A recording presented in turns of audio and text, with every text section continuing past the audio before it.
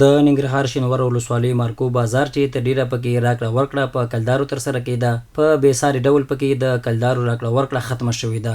د شینوار ولسوالۍ اړوند مارکو بازار یو تن هټیوال عبدالله وایي په دې ولسوالۍ کې د کلدارې راکړه ورکړه پای ته رسېدلې او اوس خلک خپلې ورځنۍ معاملې په افغانیو ترسره کوي. مارکو بازار کې ټوله راکړه ورکړه په افغانیو د کلدار هېڅوک نه کاروي، ټولې افغانۍ دي. راک ورکړه موږ خو پکې خوشحاله وو، راک ورکړه ټوله په افغانیو باندې، کلدار هېڅوک هم نه اخلي. د دغه ولسوالۍ یو تن اوسېدونکی حاجي نیک محمد د افغانۍ کارول یو مهم او مثبت ګام بولي او زیاتوي چې د ملي پیسې کارونه د هېواد اقتصاد پیاوړی کوي. په دې خاطر بنده شوې چې کلدار زموږ د ملک روپۍ نه ده، افغانۍ زموږ ملي هویت دی. انشاءالله تعالی چې دغه نورو روپۍ د ختمېدو په حالت کې ده او افغانۍ په ټوله ولسوالۍ کې برقرار ساتلې ده او خلک همدې باندې راکړه ورکړه کوي او نور پیسې مطلق ختمې شوې دلته. د شینوار ولسوالۍ کسبګرو او هټیوالو اتحادیې ویاند استاد ذبیح الله نابغه وایي هټیوالو په پوره ژمنتیا سره د کلدارو راکړه ورکړه پای ته رسولې او اوس ټول پیر پلور په افغانیو کوي.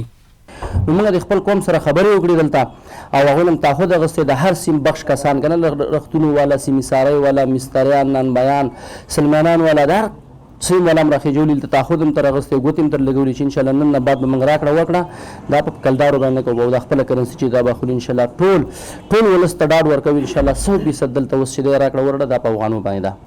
بل لور ته د شینوار ولسوال مولوي محمود الحسن وایي د ولسونو او هټیوالو په مرسته د ولسوالۍ کې 95 سلنه د کلدارو راکړه ورکړه ختمه شوې ده.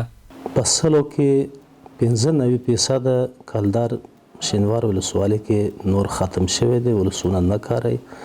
زه د ولسونو هم مننه کوم، هغوی هم را سره 100% همکار شو او موږ ته ډاډ راکړه چې انشاءالله د مشرانو چې څنګه هدایت ده هماغه شان به موږ اجرات کوو، موږ به نور کلدار د شینوار ولسوالۍ کې نه کارو.